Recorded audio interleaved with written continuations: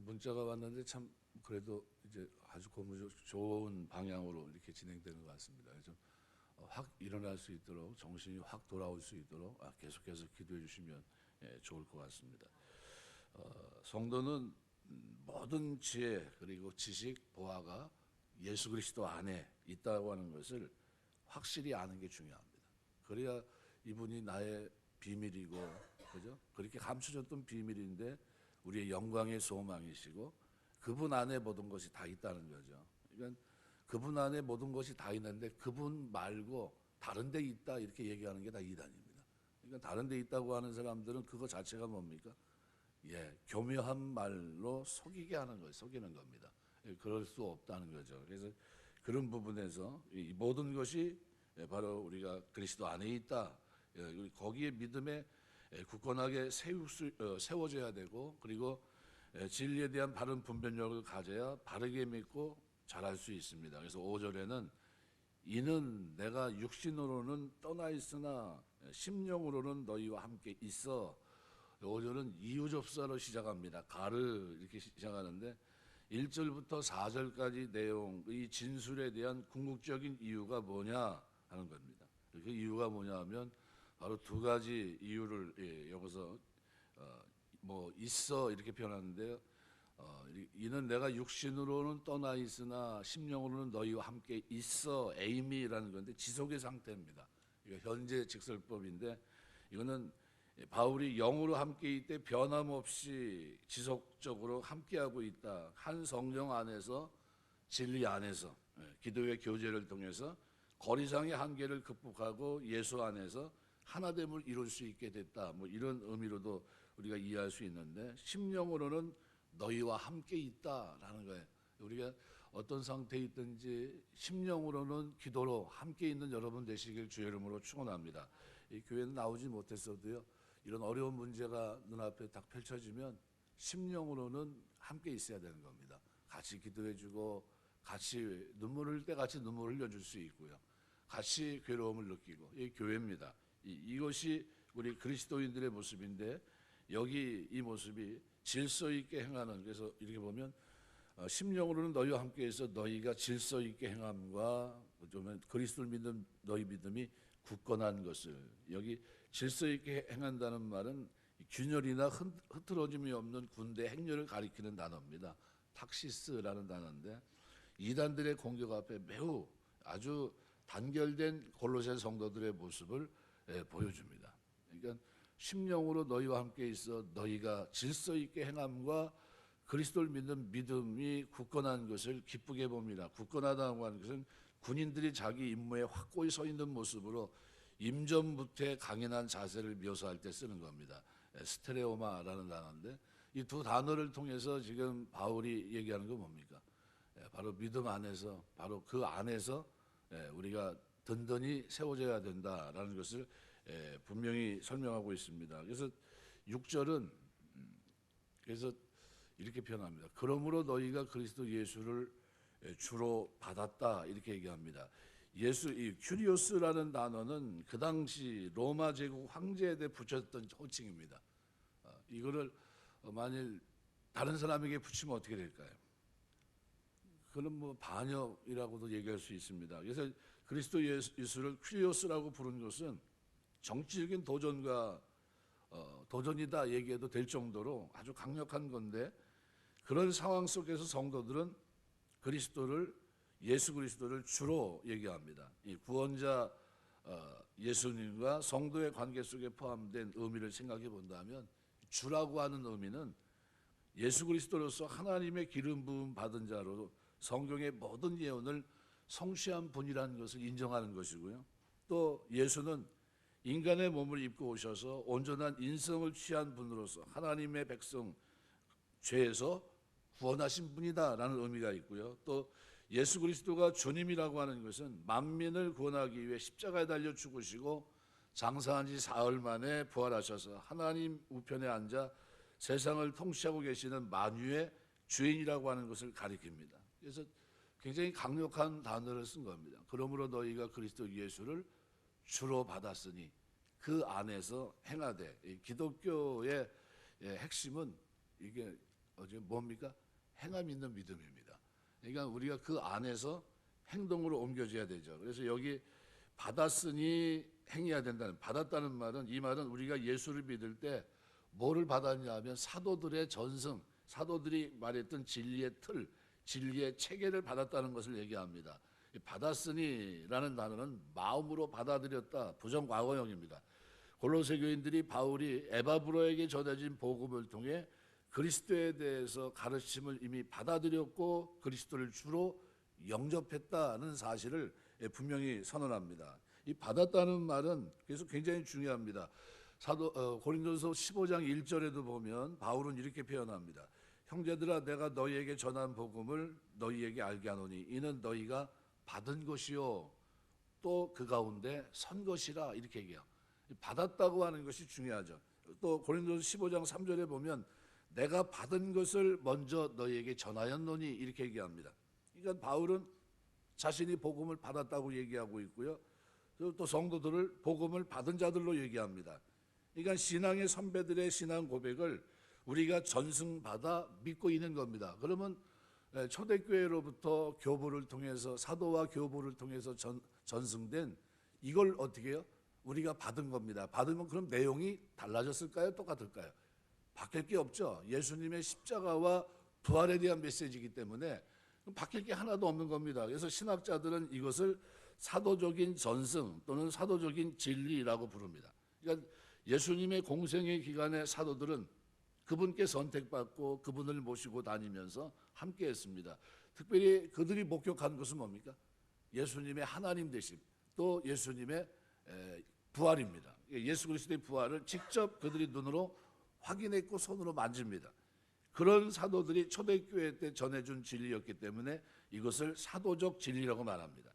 사도들이 전해준 그 진리를 믿어야 바른 신앙입니다.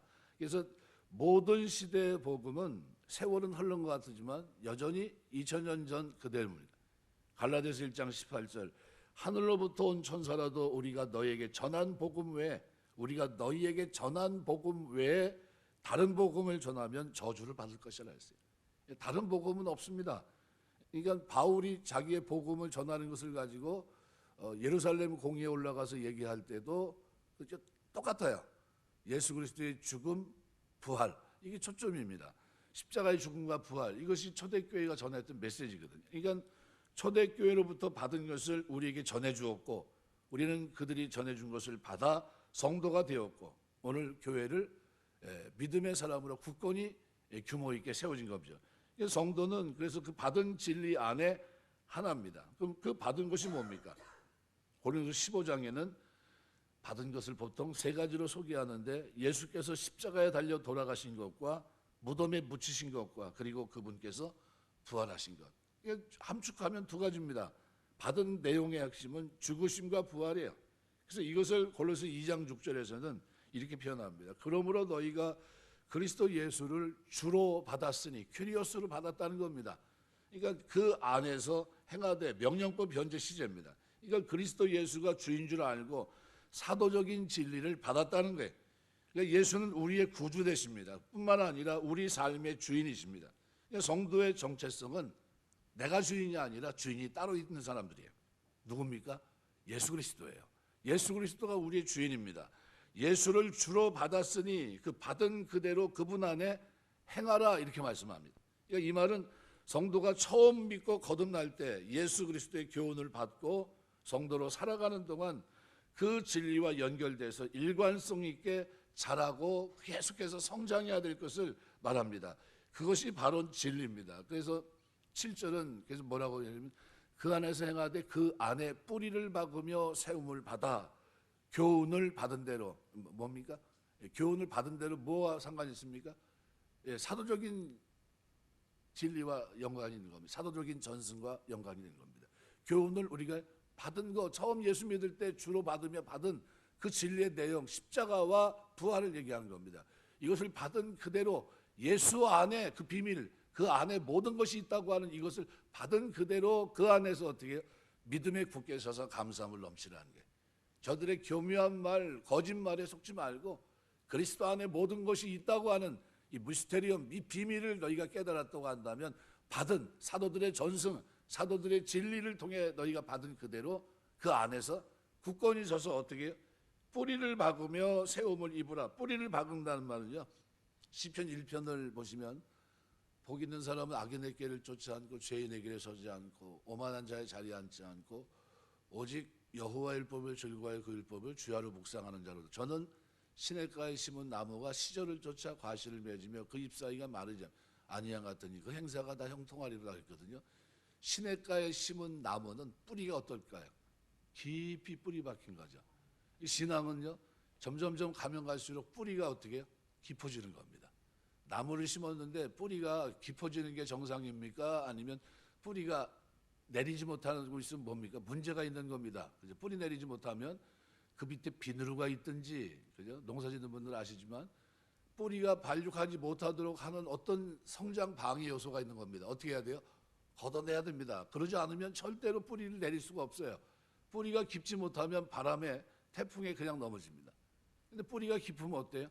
시절을 쫓아 과실을 맺으며 그 잎사귀가 마르지 아니함 같더니 그 행사가 다 형통하리라. 뿌리를 깊이 박을 것을 얘기하거든요. 오늘 여기서도 명령분사 형태, 현재형 수동태입니다. 하나님에 의해서 뿌리가 박혀 확고해진 상태입니다. 그 안에 뿌리를 박으며 현재 완료형으로입니다. 그러니까 이미 과거에 뿌리를 박아 확고하게 되어진 상태를 지속적으로 유지하라는 겁니다. 처음 복음을 받을 때 그 복음을 어떻게 해요? 계속해서 견고하게 이것이 흔들림 없이 자리 잡고 그것이 어떻게 깊이 뿌리 내릴 수 있도록 예수 그리스도에 전해준 그 복음, 사도적인 진리, 전승, 거기에서 어떻게 깊이 뿌리를 박아야 된다는 거예요. 이것은 그리고 어떻게 세움을 받으라. 명령분사 현재 수동태입니다.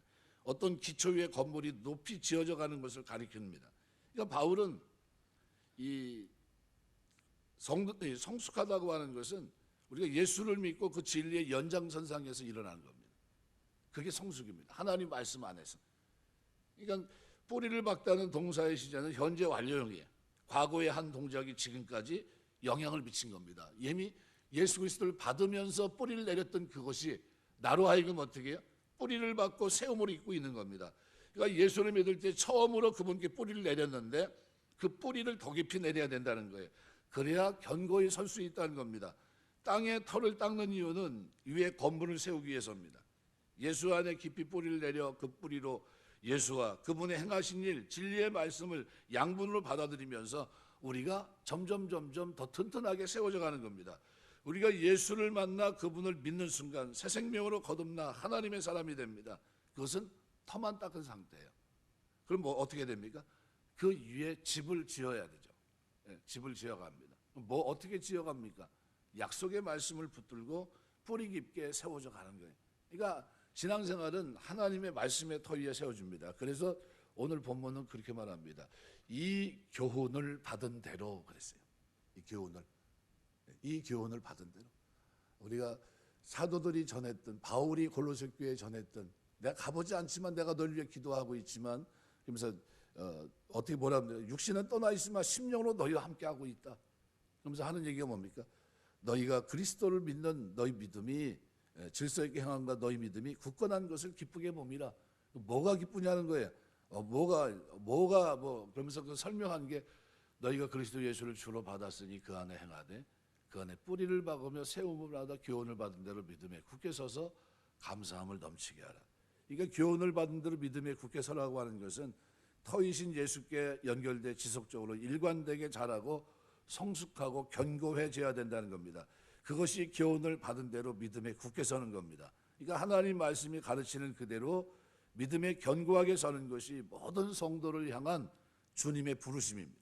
그러니까 교훈을 받은 대로 믿음에 굳게 서서 요동하지 않고 견고하게 세워지는 것이 하나님이 우리에게 원하시는 그런 그림입니다. 근데 믿음이 견고해지는 길은 하나밖에 없어요. 진리의 말씀이 열리지 않으면 믿음에 견고해지는 것은 불가능합니다. 네, 우리 얘기하는 대로 하나님이 우리에게 힘을 주지 않으면 불가능해요. 우리가 은혜입니다. 우리 이제 창세기의 말씀 이제 사라가 이제 자녀를 낳게 되는 그 과정에서 이제 장막에 뒤에서 숨어 있잖아요.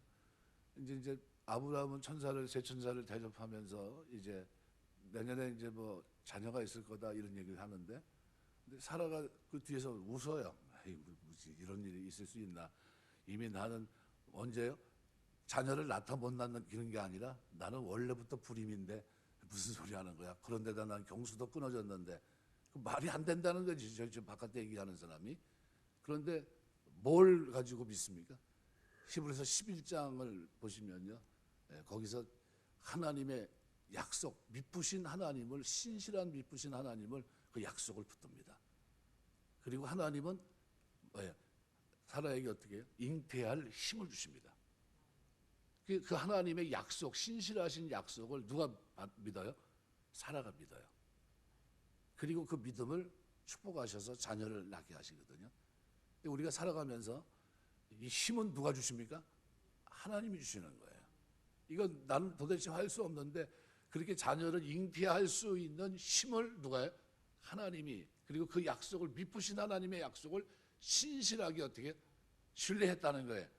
이것을 믿음장에서 사라는 믿음으로 하면서 믿음을 설명합니다. 우리가 살아가면서 믿음은 하나님 앞에 복을 받는 도구요, 통로인데 오늘 본문에 보면 뭐라고 표현합니까? 교훈을 받은 대로 뭐에 서라고요? 믿음에 굳게 서서 감사함을 넘치게 하라. 믿음에 굳게 서야 돼요. 믿음이 없이는 절대로 하나님께 영광을 돌릴 수도 없고요, 하나님의 은혜를 입을 수도 없습니다. 믿음이 하나님 앞에서 우리를 어떻게 복을 받게 하는데, 그런 의미로 본다면 진리의 말씀이 열리지 않으면 믿음에 견고해지는 것은 불가능합니다. 진리의 말씀을 올바르고 성숙하게 이해하지 못하면 온전한 기독교 신앙을 가질 수 없습니다. 진리를 붙들고 씨름하고 고민하지 않으면 믿음 안에 자라는 것은 불가능합니다. 그래서 이런 일련의 과정을 통과하고 난 후에 맨 끝에 뭐라고 얘기합니까? 감사함을 넘치게 하라. 믿음에 굳게 서서 감사함을 넘치게 하라. 감사가 넘쳐 내 안에 머물러 있지 않고 바깥으로 흘러넘치는 영광스러운 일이 이제 일어나게 되는데, 남들은 헤아리지 못하는 고난 가운데 눈물이 있고 아픔이 있고 실패가 있고 좌절이 있더라도 빼앗길 수 없는 기쁨, 우리 속에 절대로 빼앗길 수 없는 감격, 감사가 일어나는데, 바로 믿음이 말씀 안에 견고해지면 육신의 조건에 따라오는 감사가 아니라 은혜가 은혜답게 드러나고 하나님이 얼마나 선하신 분인지 드러나는 살아있는 감사를 할 수 있습니다. 누구와 관계되세요? 그리스도를 주로 받는 그 속에서 우리가 어떻게 됩니까? 오늘 본문에 기록한 대로 너희가 그리스도 예수를 주로 받았으니 그 안에서 행하되 그 안에 뿌리를 받고 세움을 받아 교훈을 받은 대로 믿음에 굳게 서서 감사함을 넘치게 됩니다. 우리가 살아가면서 이런 축복이 여러분에게 있게 되시길 주의 이름으로 축원합니다. 환경을 초월해서 감사하는 겁니다. 왜요? 그분이 나의 주가 되셨기 때문에. 그리고 내가 깊이 뿌리 내려서 이제는 하나님 앞에서 모든 환경에 하나님의 섭리 속에 있다는 것을 확인하며 감사합니다. 우리가 말씀하겠습니다. 그리스도 예수를 주로 받았습니다. 그분이 우리의 주인이십니다. 우리는 이 땅에 살면서 이 그리스도의 관계 속에 살아갑니다. 그래서 그 안에서 행해야 되는데, 그 안에서 행하라고 하는 페리파데오라는 말은요, 그 안에서 살아가라는 겁니다. 그 안에서 처신하라. 명령법 현재 시제입니다. 성도들의 일생의 삶이 그리스도를 주로 모신 자답게 살아가야 된다는 게, 그러니까 그리스도 안에 계속적으로 진보하는 삶을 살아내야 됩니다. 그리스도를 주로 인식해서 고백하는 이 신앙은 이처럼 살아있는 신앙이고 점차 더욱더 뿌리 깊은 성숙해가는 신앙이라는 것을 얘기합니다. 그러면 가만히 생각해 보세요.